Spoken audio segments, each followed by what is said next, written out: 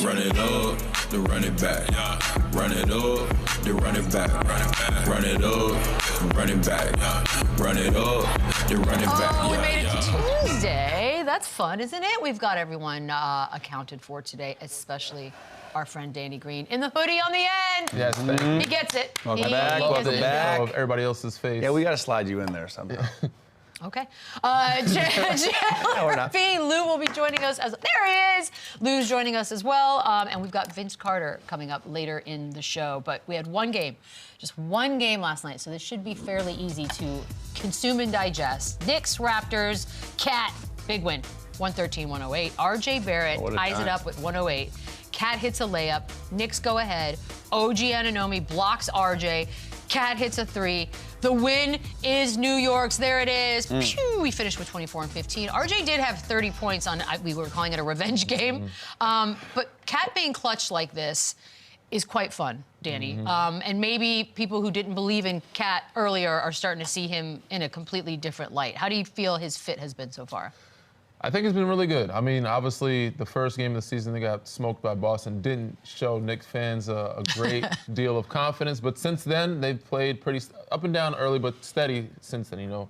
Mikel's found his rhythm. OG's found a rhythm. Cat, that starting lineup is very good together. They're front heavy, but their bench, their depth is what I think is the weakness or the concern. Deuce is coming off the bench, Campaign off the bench. Those are only two guys you guys have scoring off the bench. So you know how Tibbs likes to run these guys pretty well. So with the lack of depth, I think there's going to be some issues concerned. But I love Cat. I love the fit that he's had. We did expect them to cover that spread of 6.5. They did not yesterday. And I had a feeling that Toronto was going to play pretty well. They've been in a lot of games. So, yeah. I will say, even just watching him, he looks more comfortable. He's pointing to the jersey. He's repping New York. Like, he seems to be he's really... He's mocking OG and post-game interviews. He seems to be really enjoying himself. And it's not surprising just because how good he's always been offensively. I think we naturally thought it would take a little bit longer than it has to adapt to this new system, this new team, this new Thibodeau offense, which is completely different to where he's coming from. But when you take a look at his numbers, like if these other guys weren't having such insane years, dude's averaging 25, 13, and 3, shooting 53 from the field and damn near 45% from the three-point line. Like, he is having an unbelievable start to this season. He's fitting in so well with this two-man game with Jalen Brunson. He's defending. He's playing hard. And, again, he's playing tough. He's talking trash. He's getting into it. He's repping New York. He is all in on this whole situation. So I love it for him. I do. I think a lot of it has to do with also, even though he is featured as a superstar, but because, and no disrespect to Minnesota, the surrounding pieces allows him to not have to take as much of a, I guess, attention or of a load offensively for them. So he's looked at as like a superstar role player in a sense, because they have guys, every one of those guys in start lineup can give you 30, maybe 40. We've seen OG get 40, Mikal Bridges, Jalen Brunson, of course. Josh Hart, even he could get triple-double. So all those guys that he has around him, the surrounding pieces, makes his job a lot easier where he can be more efficient, I believe. Yeah, and we talked about their depth too. They got Precious now back for 3 games. He's gonna provide some rebounding, some physicality. McBride's fun off the bench. McBride is fun. Mitchell Robinson, obviously, he's gonna help tremendously with just their presence down low and shot blocking and rebounding. So when you do look at their starting 5, when they made these big moves for Cat and for Bridges, we said this is arguably the best starting 5 in the NBA. And you have Josh Hart, who I thought might come off the bench because they might space out, but they don't even have to because the way Tibbs is rotating everybody, they always have 2 or 3 of these guys that can, be ball dominant, that can go get you a bucket. They all defend, so even when they're not having off nights, they can still win games in the half court, bogging you down. So they got a good thing cooking. I would like to see them add a little bit more off the bench just because it'd be good. It's a little thin, but also when the playoffs happen, we always talk about teams shorten their rotations anyway. So barring an injury but it is hard. Tibbs rotations are shorter. Tibbs can't get shorter. Even if they have the deepest team, if they have the Rockets or the Warriors right now, Tibbs ain't playing all those kids. I know, but sometimes I think fans are a little bit like chewing the fingernails. Can we just maybe add a because when you see 41 minutes, Exactly. 41 minutes, you think how long can they sustain this till an injury happens? But I mean, listen, they're rolling right now. They're starting to figure it out. Lou, I know Cat's from New Jersey. I don't want anybody to get on your case about that. But are you loving this fit? Like, did you see it fitting this well? Yeah, they look good together. Just the production they've been able to get, the way that they can play off of each other. And like Danny just mentioned, they have it figured out. Whether they're going to play 7 or 8 guys, Tibbs is short on his lineups. He has a lot. They're a top-heavy basketball team. And the head of that snake is Jalen Brunson, and it's going to be Cat. And on any given night, either one of those guys can be the best player on the floor for the New York Knicks. You got to love that for them. I want to talk about duos because Jalen Brunson did have 20 points. He also had 11 assists. We love doing best ever in the history of the world. And I know when I ask this, we're talking about like Walt Frazier's of the time and that friend of the show. But Jalen and Cat, in the duo conversation, Lou, I'll start with you. In New York Knicks history, where could we put them? Fourth? Yeah, they're probably, fourth for sure. They're not one. Let's be clear. Yeah, I hate because as Walt said, he puts the ring up. For even like last year, we're saying is Jalen Brunson the greatest Knick of all time. It is so early. We have an hour show, and we have to talk about stuff. It's just a bit early to have this. That's gonna go to Willis Reed and Walt Frazier. You know what they were able to do together. Even though this is before my time, but you know we're basketball historians. You know those guys won 2 championships together. In one season, in the 69-70 season, they both were first team All-NBA. One finished first in voting, one finished fourth in voting. You know, you don't see that. These guys haven't been able to do that, and the championships are going to be the main thing that stands out. But outside of the championships, everything else that Willis Reed and Walt Frazier were able to put together, and shout out to Walt Frazier, who was a guest back that gave us some amazing stories and talked about his amazing time hanging out in Cleveland a little bit, but that's going to go to those guys. And then, you know, even the modern era, I like Carmelo and I like Stoudemire, and I would even make the case for, you know, Patrick Ewing and John Starks and all of those different groups. And so this group these two guys are still building. Now, ever is a crazy distinguishment to make for two guys that just played 2 short months together. Well said, Lou. Yeah, and I think winning helps all that, and so this team has a chance to win. This team, listen, this duo is going to score a lot of points. They're going to put up the stats. They're going to have the production, but I just think it's way too early with all the history that Lou just mentioned. There are 2 guys, both first-team All-NBA. That's not happening this year. That's not happening anytime soon with these 2 guys. So I think they have time. I think they're both kind of entering their prime. They're unbelievably talented offensively. They have the great core around them, but to say best duo, nah. Talent-wise, they're very good. They're top 3 talent-wise. But I mean, we had the same reaction when James went to Philly with Joel. You know, it was we did. Shaq and Kobe talks, and they are very good. But we have to see them sustain this for longer than 2 months. Walt Frazier just holding up his rings going, they don't have these, is like my favorite part. You're gonna need a couple of those. Once you get those, then we can revisit this conversation. We got to talk, I love who wins a trade whenever we have one of these. So it was just last December when the trade went down that brought OG to New York, RJ back to Toronto. Career highs in points for both of them so far this season. RJ's got almost 24 and OG at 18. Chandler, who won this trade? The Knicks. The Knicks won the trade. OG is perfect for what they're doing. OG is that perfect kind of defensive 3-and-D player that knows how to play within an offense. And that's nothing to do with RJ Barrett. RJ Barrett is a stud. He's going to score you a lot of points. He's kind of mastered that mid-range game that the NBA has kind of gone away from. But when you look at style and you look at fit and need of what this Knicks team needed, they needed OG instead of RJ, and they needed Cat instead of Julius Randle. That's no knock against Julius and RJ Barrett, but these 2 guys fit better with what they do. They fit better with Jalen Brunson. They fit better with everything Tibbs is about. So also one team is really good and one team is not. So when you look at the team's success, that's obviously the biggest glaring difference here. But I just think as good as both of them are, when you have that roster that the Knicks have, OG is just a much better fit, which makes them, in my eyes, win the trade. Winners. Yeah, I mean, I like to compare this one to the Indiana-Sacramento Tyrese Halliburton Sabonis trade where both teams kind of, I would say, won the trade, but I think it's a fair, deal for both teams. Both teams got to win. But when it comes down to it, I'd say the Knicks because ultimately the win shares overall. The Knicks were a good team. I think they're a better team than they were. And Toronto, I don't think they got better from when they made the trade. Also, when this trade happened, a lot of people were more jazzed up about getting quickly than RJ Barrett. So he hasn't been there yet. Now, both of them versus this, I still like OG just for the fit, but like I think Knicks losing quickly almost hurts them more than losing RJ. Interesting. Like imagine quickly on that bench still right now. Yeah. Is it a sentimental thing, too? Because the same words were sort of uttered when Julius Randle and Dante DiVincenzo went to Minnesota. People were seemingly more upset that DiVincenzo was leaving. And I don't know if that's just a sentimental thing or... Yeah, there's just certain fan favorites. There's certain, there's less expectations for Quickly than there was for RJ Barrett being such a high pick. So like, I think he overexceeded everyone's kind of vibe of what they're looking for. Dante. Julius, same thing. For Julius Dante was like, whoa, what do we have here? This guy, Julius was almost like he'd have 20 and 10. They'd be pissed off at him. Lou, is it just that simple? Just the Knicks have a better record, they're a better team, OG's the winner, period, done. Yeah, it's gonna be the Knicks, and you got to give credit to that front office. You know, the moves that they've been able to put together, they're definitely doing everything they can to put the New York Knicks in championship contention. You know, from the OG trade to the Cat trade, they've been doing a great job. But by far, the New York Knicks win this one. You know, the Toronto Raptors, a lot of good young pieces, a lot of young talent. That's going to be good for them in the future if they allow those guys to, if they water their seeds and they grow with these young guys in the Quicklies. You know, the Scotty Barnes, the RJ Barretts.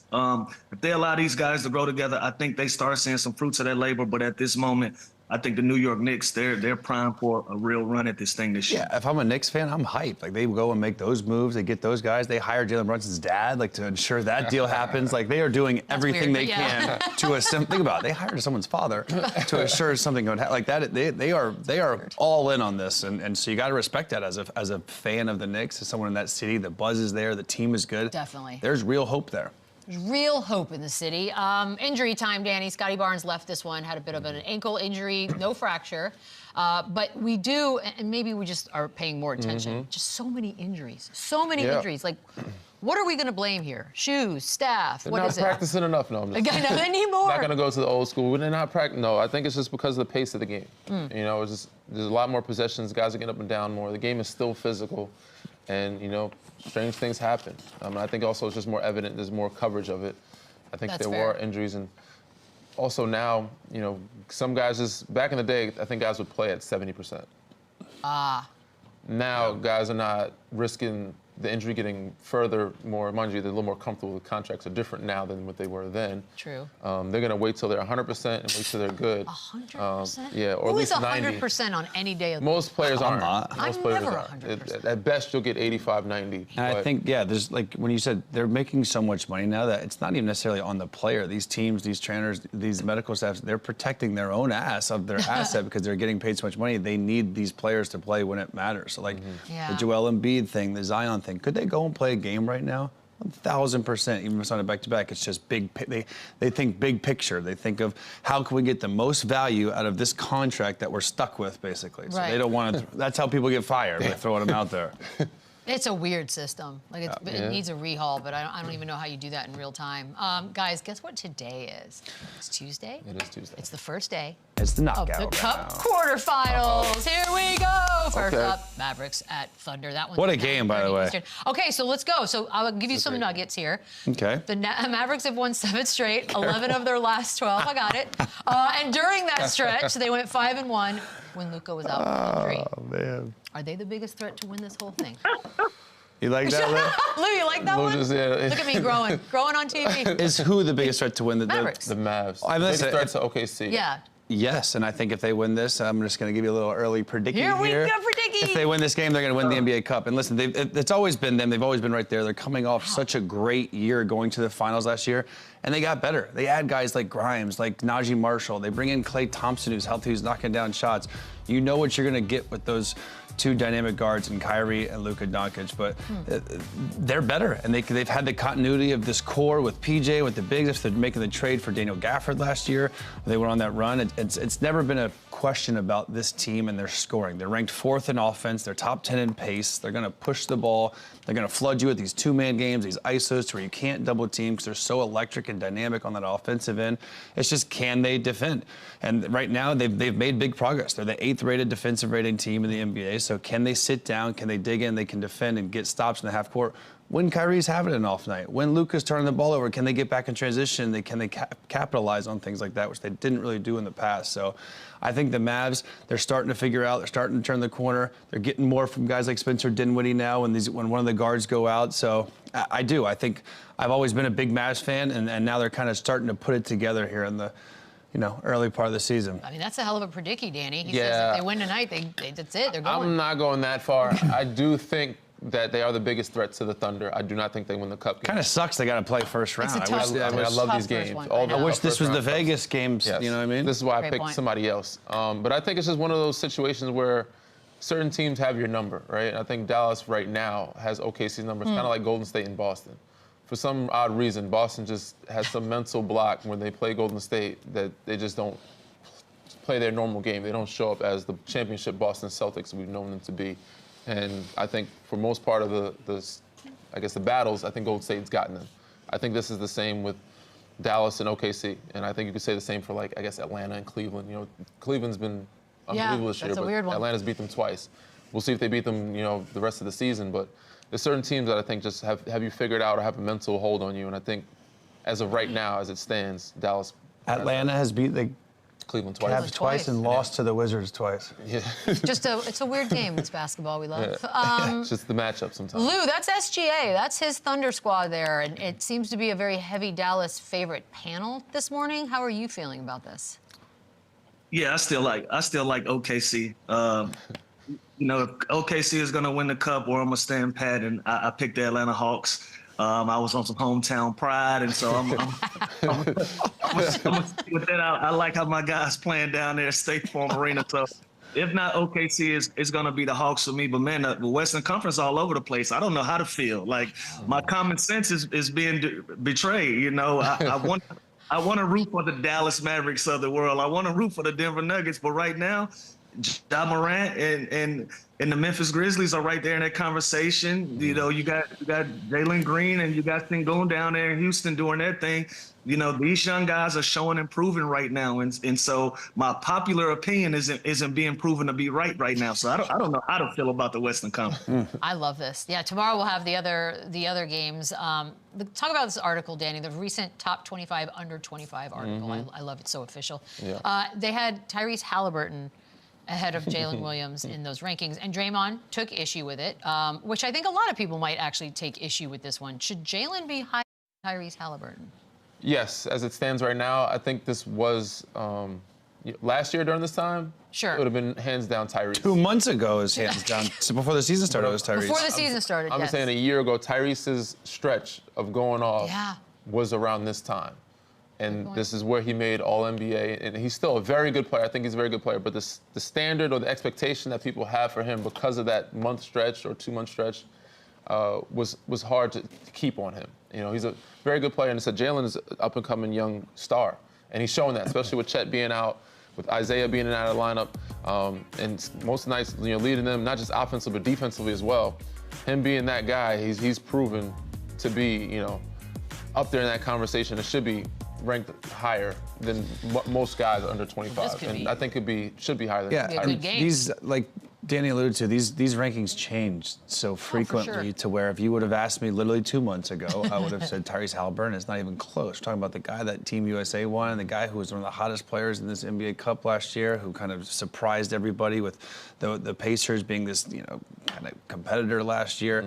But yeah, now obviously you look at the team success of the Thunder, you look at the statistics alone, Tyrese has had a pretty bad start to the season. You can see he's frustrated. The other night you see him on the bench kind of brushing off teammates. Like he's frustrated because he hasn't found his rhythm. Now it also depends on what you have, if who you're gonna take of these guys. If I need a point, they're completely different players and they're both studs.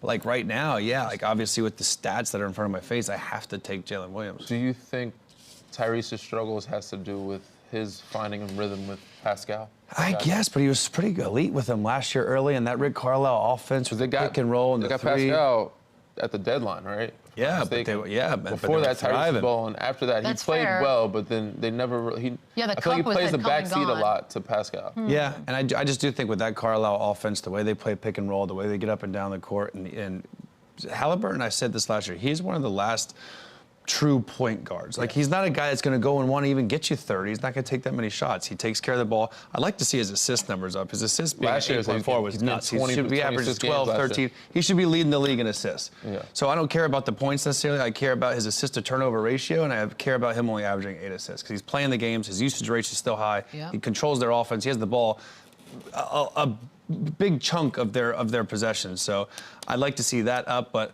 again, I think he's going to figure it out. I think with Carlisle's offense, the system in which they play, I think he's still just trying to get comfortable. He's coming off such a hyped year where expectations were higher than ever this year for him. He became like a household name for a lot of people. He became a star. He's on national commercials. And so it hasn't been the start to the season that he's wanted, I'll tell you that. It's a tough turnaround. The other game tonight, this one had a lot more pop till the weekend.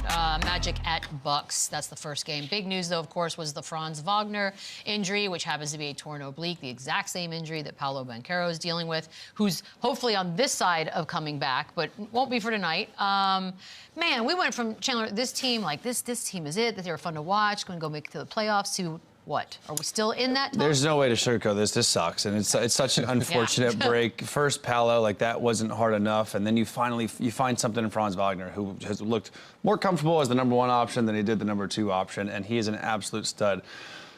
First of all, it's weird. The torn oblique. Like, how what are they doing over? That's what I was going to ask. How does that work? Are they on in a Disney moment? rides or some shit? How the hell does that happen twice? I don't think I've seen this in years. Now the two players that do the same exact thing. I don't know if it's a training regimen or a freak accident or what, but because to tear it, what is the movement to tear it usually? I don't know. Is there like a moment that people go, oh, that's probably a bad problem? It is a weird bad injury, and I guess got to be something weird. The silver lining is they just went through this whole treatment process, and Paolo seems to be very, promising that he's coming back at some point. It's not going to be forever, but they did win a game without both of them, though.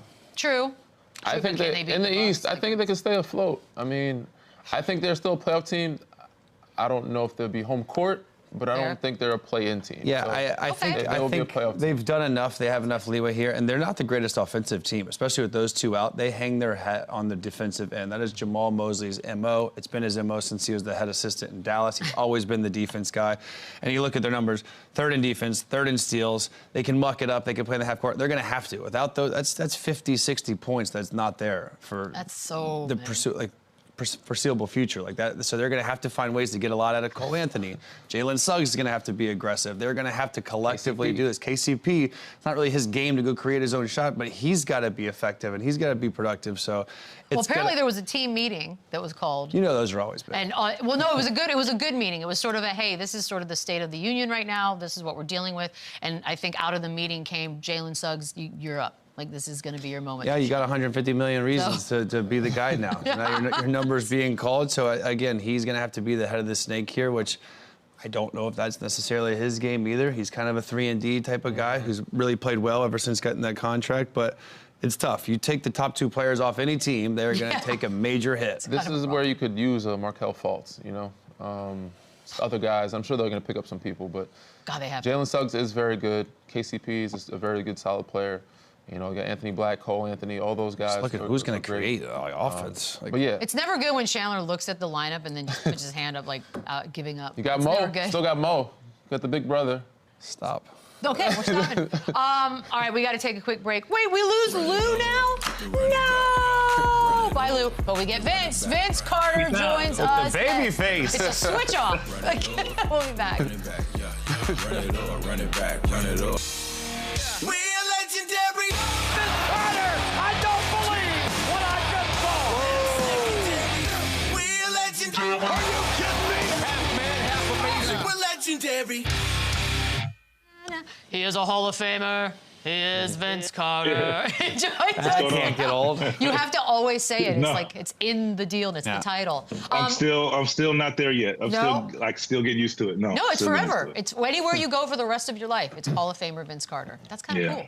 I like that for you. It is kind of cool.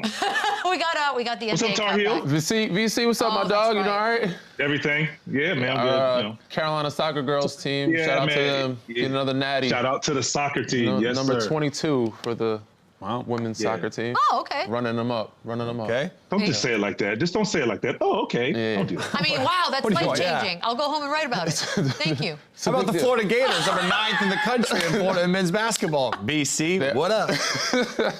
They are doing pretty well. 9th. About time. Look, he was shocked, by the way. That was pure shock on his face that you just said 9. Okay, fine. Let's do cup And we knockout. play North Carolina coming up, by the way. Complete side note. Wait, are you guys going to have a bet? I mean, I feel like it has to happen. Can we have a bet? I'm sure I'll receive a text. Yeah. Something's going to go down. Let's the cup. We had Bobby Portis on talking about the $500,000, and I just laughed because he was very real about it, like a normal person would be about $500,000. If they had this when you were playing, what kind of incentive would this just little cash, little trip to Vegas, like what would that give you? I mean, it depends. Obviously, depends on your tax bracket, but at the same time, I mean, money is money, and it's another opportunity to go win. And I've said this before, more so than the money, what it does for young teams, it gives them an opportunity to see where they are in that type of environment and competition, because everybody does not, particularly now, all these young teams does not have the experience in playoff environments. So I feel like that is very helpful. I think it helped Indiana, to really see how they were playing. And like, oh yeah, they had that swagger until it was time to go and play the Lakers, who've been there, and see, no, we're not there yet. But now you get to the playoffs, you understand the environment. So more so than the money, I feel like that is a huge. I mean, this is huge for a coach. I think it would have been mature back answer. then. The inflation part of it, 500,000 now for your early days, Vince, is probably a good 800. 100%. Yeah, so I think guys would have been very incentivized to hoop. It's a nice check. It's a nice bonus. Obviously, they already were incentivized. You know, the old school days, the good days when they played every game 82 and played through injuries. Guys earned their check and they fought for it. They didn't need that much incentive, but this would have definitely made guys. A lot of fights. We'd love to see. I like a lot of guys kind of keep their spending money separate from like their endorsements and everything. Sure. This is an extra $500,000 bag that they can do whatever you want. Not touch their contract money. You know what I mean? So it's a huge incentive for sure. I know, it's just fun to even think about. So we got these are the matchups, right? Magic, Bucks, Mavs, Thunder, Hawks, Knicks, Warriors, Rockets. Predicky time. Who do you think's winning this whole thing? That's a tough one, like right now. I mean, Dallas is playing great right now. I still like OKC as far as what they've brought to the table this year. Like Dagnall has his boys playing great basketball. So Yeah, it's tough. Pick two. No worries. Wait, do you have a... I took Dallas. I think whoever wins this game tonight, Dallas or Oklahoma City, I think Luka is a show pony. There's no stage too big for him and Kyrie. They've done it on the biggest stage before. This is nothing to them. They're peaking right now. They're healthy. They're playing well. I think it's Dallas's to lose. I think this cup game or this cup championship, I always like to pick an underdog. I feel like, to me, it's more of an NCAA type of tournament type of feel, and anybody can win it. Obviously, it's like one game you're saying Houston? So yes, I had. You like the Magic, Joe. I kind of felt like he was saying. I liked Orlando and I liked Golden State until as of late, and then obviously injuries with Orlando. So I'm liking Houston. I like Houston for this. Babies. This is something for these younger teams to get excited for and win. Like give them something to win for, get excited about. So, and okay, so I'll one say game this elimination. real quick. Give it anybody at this point. Yeah. I'll say this. I think if you said the underdog, if you pick an underdog, why not Milwaukee, who has not played great all year and starting to pick it up? I think Giannis is playing great. They got, I think, a shot of life with Middleton. He's not shooting well, but like he gives them more offense. Obviously, defense has been their Achilles heel. But there's another team, like you said, it's just we got to just win one, get a little break. Just got to win one, and now I can put the ball in Giannis and let Giannis go crazy and draw fouls and just get us a win. So I think that's another underdog team. I still like you said, either OKC or Dallas. And also the Magic, they don't want to overlook anybody, but they're looking at the Magic right now too. Like, okay, no Paolo, no Franz. Like we are going to Vegas, and then they might smoke. They might smoke this game. Yeah, they can't play with their food. For some reason, I like Milwaukee as an underdog, but I'm just not rolling right now. They've been playing well, and I think a younger team for this cup tournament makes sense. You know, before the season started, I put money on the Knicks. So if that happens, I am a genius. Vince, is this something that, like, as a teammate, if you had a bunch of young guys into the bench not making a bunch of money, does that obviously naturally, like, you want to play harder than any other game just to get them that bread?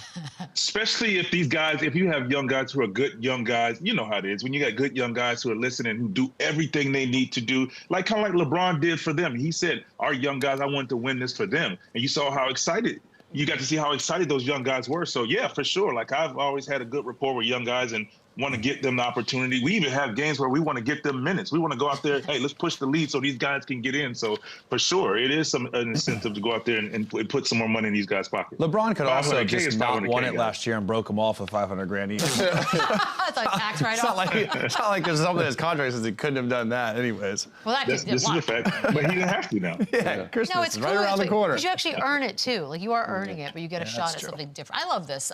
Get a banner too. Yeah. Yeah, No rings, a half medals, banner. little gold, Half little a medals, banner. little No, medals. we did not do this yesterday. So the Ja Morant dunk from the weekend. This is on Saturday. It's a beautiful thing. It's a beautiful, beautiful. Very VC. Oh. Yeah. So that's the thing, VC. Nasty, very VC. People thought of you That's it, yeah. immediately. That's nasty. I know. What'd you think? Especially the fact he's Thought it 6'3". was. Does it look like a mirror? I mean, he's I don't know about a mirror because he's shorter. Yeah. But at the same time, but his ability to just glide through the air and just figure it out. Like, I mean, you can tell he's like, okay, let me get under, let me get through. Twisted it though. Nasty. There it is. Like, it's one of those. He's trying to just, let me get through. All right, now let me finish it. So I was doing, it's funny, when I tell the story, I was doing mine for protection. You see that Davis board right there? Yeah, he's trying to take your head. I was trying to avoid Dale Davis and this, you're going to say what you're going to say, that's fine. But realize, oh, shoot, the rim is there. But I was more so going for the reverse layup and the rim is there and I dunk it. So I feel like for John, it's kind of the same type situation. He sees the big, let me get to the other side. Oh, yeah, I'm an athlete. I can dunk it. So, yeah, I mean, I definitely see. You know damn well you just saw the two white boys in the paint and you had no No. Did you hear what I just said? I saw Dale Davis.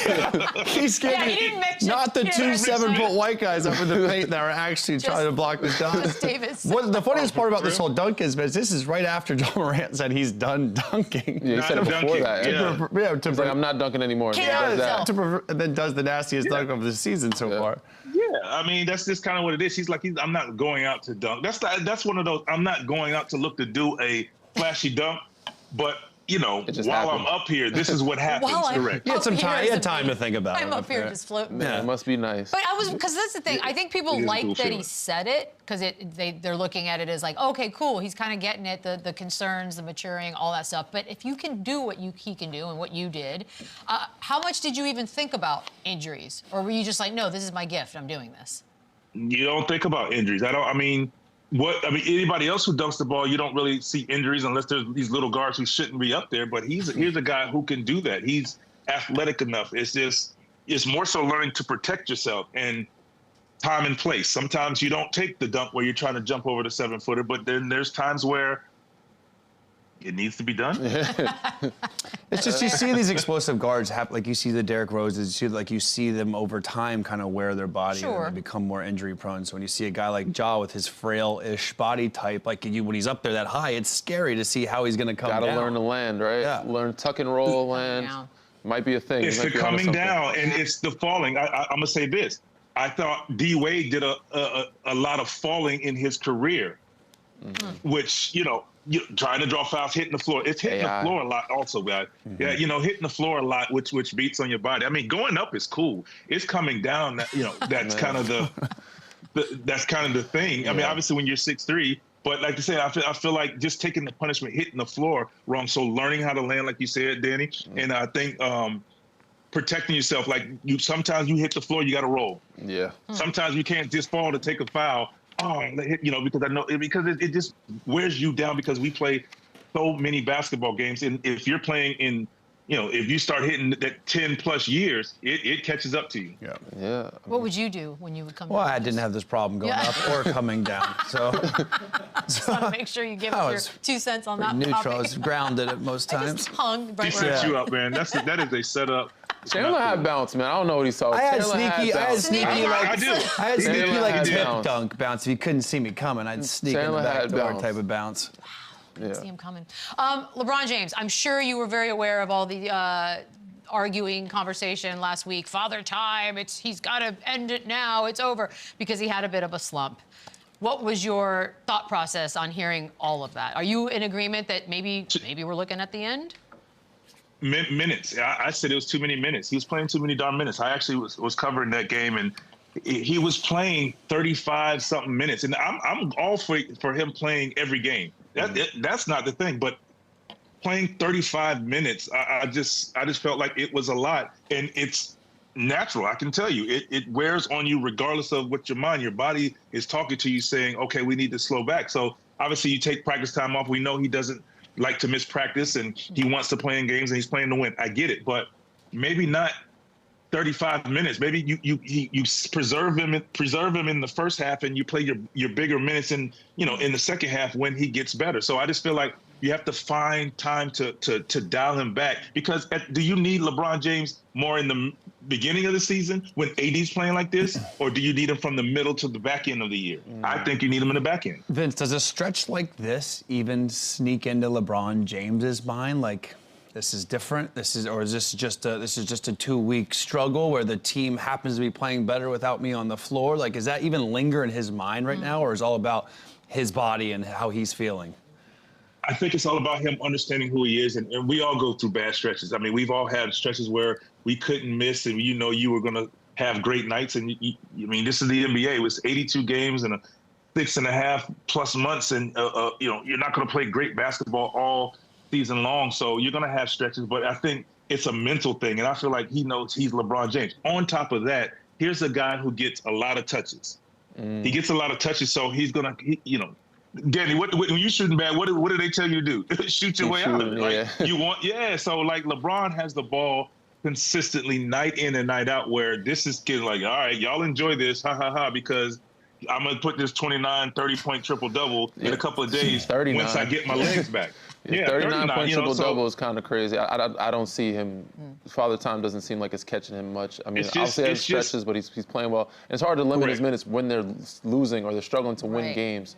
But I agree with Vince. I think they need to like, he can't play more than 30. Like 30 minutes, I think, should be his limit. Well, this is also why JJ Redick is emphasizing he can't be the energy guy every single night too. He can't be the guy taking charges, setting the tone defensively. Like someone else has to provide that spark. Didn't LeBron say that's AD? It should be AD. It's his team. This, that, and the other. Anybody there's other guys that can step up. You still got D'Lo. You still got Austin. You got other guys. You got vets there. I feel like AD's still learning how to. I hate to say this because he was the man in New Orleans, but this is a different situation. So we all bitched about him being the alpha #1 go-to guy. So I think he's trying to focus his energy on that. So yes, somebody else has to kind of bring the vocal and the energy, but right now I just need AD to be AD. Keep balling and doing what you're doing. And now it's up to other guys to find their way. And yeah, you just have to find, maybe you don't play Bron as many minutes in the first quarter and bring him back, a little later in the second quarter. He could play longer stretches that way. It's just something they have to tweak and figure it out. Yeah, they got to tinker with the rotation a little bit to figure this out. I ask, what is so talking so much about minutes limitation, and then you compare that to actual load management where you just are in street clothes for a game. What's the simple answer as to why it's not a better theory or strategy, take Joel Embiid, for example, to have him dressed for every single game, but you're only going to play this many minutes, and then that is it for the night, and instead of just taking whole nights off? Is it that much better to do it that way? I don't know how to answer that, because I came from an era of that's how it was, because we wanted to play and sit out. No, you could just cut my minutes, which we're going to obviously complain about as well. So that's kind of organization saving us from ourselves sometimes. Like they feel like they have to dial us back, and how you dial us back, you take our uniform. Yeah. Because if you're going to cut my minutes, I'm going to play. You're going to take me out. Yes, my body language is probably going to be bad. That's just the fact, because I enjoy playing. That's the issue, is because you can't really limit certain guys' minutes. Once they start playing, it's like, I want to play. Like let me I'm out play. here, I might as well. Especially some coaches. It's good for the organization, but it's bad for the player. Some coaches are going to be like, I got my guy here. No, I'm playing him. And if I'm a coach, with the backlash later. If I'm a coach, with Joel Embiid only playing 14 minutes tonight, it's almost easier for me to have rotations and everything in place if he's just not available at all. Gotcha. Rather than having to mix him in and have him play this whole different role, and then he knows he's playing only 14 minutes, and then he's doing things he usually doesn't do. He's trying to get a rhythm. He sees the guy come to the scores table, he's hoisting bad shots because he knows he's coming. It's just a bad situation. I think the biggest issue, though, is good for the organization but bad for the player, because ultimately the player wants to play, and it hurts their statistical numbers. I wonder this all the time. All the bonuses they have for the stats and accolades. Our contracts, when it comes to contract negotiations, my numbers have to look good so I can present it to you so I can get the best possible contract. If I have 6 points and 3 rebounds in 14 minutes, that's why I wish shitting on my numbers. Then they need to fix that. They got to figure that out. That's why I wish Joel didn't come out and say about him not playing because it's now glorified. And we anytime he goes and plays 14 minutes or doesn't play well, it's bringing more attention to what was already an issue with injuries and how he's going to play. So I just wish he didn't say that, whether it was a thing that they were doing or not. Let us just see that and kind of decipher that ourselves. And let's face it, 14 minutes, he can still get hurt in those 14 minutes. He's not going to get hurt playing 0 minutes, so it's just less risk overall. Yeah. I've wondered that before, because there's so much talk about this. Like, what is the solution? I don't actually know. And you know what? Since we're on Joel, I'm going to go to this and we'll come back. But he did return. He had 31 and 12. But he did say after this one that the season has been depressing. We use the word depressing, saying it's not a new injury and it's got to be figured out. We've, on this show, said, shut it down. Just shut the whole thing down. We'll figure it out. Let him heal for real. Do whatever he's got to do. Where are you on Joel Allen? Because I think when he comes in and does have 31 points after all of this, it's almost more confusing for, the fans. And is he hurt or not? And then they're going to question it all over again. Yeah, especially when he's in and out. So in the beginning of the season, you already knew that there was an issue. The conversation that, in my opinion, that should have been had is all right, what is this situation? How do we handle the situation? How long would it take if we do not have him for such and such weeks? Okay, it's only a month. Well, let's go ahead and we'll deal with the backlash of the media and all of that stuff now. Take this month of getting right and then inserting him into the season. I think that's, in my opinion, that's the way to go. Instead of in and out, because I feel a little better. And then you're going to take a step back to, well, he's not going to feel, hey, just take the month or whatever you need and move, get him right and then move forward. And then what from if it's there, more than a month, though? What if it's well, that's the conversation you have to have. That's and what I'm then saying. At least when he comes back, okay, this is going to work or not. That it's real. Yeah, and you get the amount of time you need to actually heal, because that's the thing. He played it all summer, and that was my concern. It's great to see Joel in there, but he's playing more games. We already know how it is with him and his body with playing games. So by him playing more games in the Olympics in the summer, what does that do for the Sixers in the season? And we're seeing it now. So that's kind of the up and down with him playing. I think at this point in the season, it's hard to shut them down. Especially, it doesn't help that they're with 13th place. And then you have 31 points on one night, and you shut it down. So, I think I keep the minute restriction 25 at max 30, but keep it at 25. And the team has to get used to playing with him at some point. These guys, a lot of these new guys have not. You got to find a way to string along some games. Can you give them a break right before All-Star, maybe? Or in January, but you have to string along. They're winning some games right now. You have to string along someone just to keep you in contention of the play-in. Game and a half out of the play-in. If you shut them down right now, they're going to be dead last, and you don't want to be behind DC. You don't want to be behind Charlotte, the Horn. You don't want to be behind those teams. Well, you don't have to be. I agree. Yeah. Good draft pick. We'll take a quick break. More Vince Carter, Hall of Famer, VC, when we come back. The running back, run it up. The running back. Vince, I want to ask you about Charles Barkley. He said recently that super teams, he hates them. He considers it cheating, which is an interesting salt. Pass choice the salt. Of words. Pass the salt. I mean, I understand Charles, his stance on that because he came, I can say he, but we came from an era where, you didn't look at teams or situations like that. You wanted to kind of do it yourself. And it's just the changing of the guard. And, I played against that Golden State team that had KD on it. And it was sometimes when you're playing great defense and in 2 seconds on the shot clock, it's either Steph throwing one in because he's wide open or it's Clay's wide open or jeez, KD's out. You're man, this is not fair, man. It's just the way it is, and sometimes there's some days I'm like, man, this is crazy. This is but I understand what it is, and it's kind of a roundabout answer, but it's I look at it when I played, I did it wasn't a thing, and same with Chuck, and now you see it, and it's just.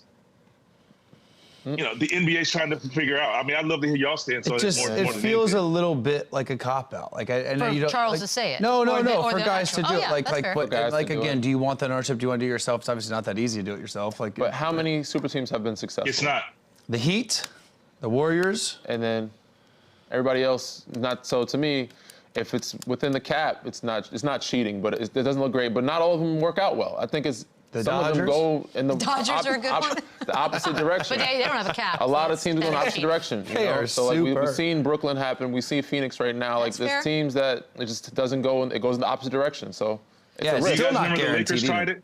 You remember the Lakers tried it with Gary Payton and And Carmelo? Carmelo. Yeah, it doesn't exactly always with do that. that. I thought that was guaranteed. Yeah, but I thought that was guaranteed. You look at the Houston team with Barkley, Keem and all of them. Olajuwon and Pippen and all that. That was my second year, but they were older. And So yeah. Really? Throw that in there? Rude. By By the way, would you Kevin Hart guys, moment. were you anti, like, let's say, because you could have technically joined a team, like a really well put together super team at some point. I was never a superstar, so you got to ask Vince. Was that a no, or did you think about it in the later years? in my later year, I mean, that was always the thing. People ask me why didn't I do it, but I don't know. I wanted to. Well, in my later years, I wanted to play. Yeah. And I didn't want to be on a super team if I didn't play, and maybe I could have and could not have, but it just never was my thing. Because I didn't come from that era. I mean, yeah, of course. Yeah, but we tried to get some free agency. We tried to get Shaq as a free agent some time ago. I will say that, but it didn't work out. What's interesting is a guy like Blake Griffin, right, who people Sure. think he's 50-50 on making the Hall of Fame. I think he's a shoo-in. If he would, the Celtics were wanting him back last year. So if he would have stayed, barely played spot minutes on the Celtics last year, they win a championship. Then Blake Griffin's just an automatic Hall of Famer because he has a championship, but he barely had a role in the team. It's like, at what point does it get watered down so much where it doesn't matter as long as you're on the roster? Like, you know what I mean? Like, would that have really helped Blake get in if he was on that team last year? If they ask me now, yeah, I was like, sure, I'll sit over there. But like, you gotta think, CP, you gotta think about this for a second. As a competitor, sometime, and a guy like Blake, I'm gonna use T-Mac for example. Even AI. Yeah. Remember later years, those guys didn't want to sit on the bench and not be reserve and role players. So it's sometimes these guys look at the bigger picture. Yes, we all wanted championships, but they wanted to do it a certain way because that's what they were accustomed to. For sure. And I think that's kind of just. It's hard to sit there, and that was my issue. It's hard to sit on the inner bench when you feel like you can still contribute. Mello didn't even want to come off the bench. No, he did. That's what I'm saying. Who, me? That's what I'm trying to say. Like there's guys like he's like coming off the bench. Yeah, Stop he it. laughed at the So- question. We had Mac in San so Antonio. some of these guys we walked away. Didn't get in one, but he still could go. Yeah. Still could play. I think it's fascinating. Sorry, Mac, we couldn't get you that Psychology. championship. So We lost. BC, I see you in Vegas. Are you playing this golf tournament Monday? The NBA Cup tournament? I saw you on the list. He's not? Did you? I saw you on No, the list. I'm not there. I'll be working. I'll be in studio working until Sunday night. So no. All right, we'll man. just move Vince as we say goodbye. All right, we will talk to you soon, sir. Later, BC. Appreciate you, big All right, dog. guys. Take it easy. Always go Heels. Yes, sir. Run it back, run it up. Quick. Chandler, your props. Yeah, you know I got the Mavs plus 4.5. Believe that. I think they are gonna, perform the big stage. They want to get to Vegas and over 239 points. Both these teams can get buckets. Buckets. A lot of points. Danny, 20 seconds. I Go. do like Dallas win this game. I'm a safe bet. So Luka over 25.5. SGA. These are safe bets. A lot of points. Oh, I In have, the I have win. SGA too on the over, by SGA, the way. Oh, how about that? In the But win, I want OKC to win, but I think Dallas is going to get the Well, win. I have OKC winning, so I'm putting my money where my mouth is. There you go. Stay DeAndre safe in Jordan, Malibu. Tomorrow. Oh, yeah, and that. Run it back, run it up, run it back, run it up.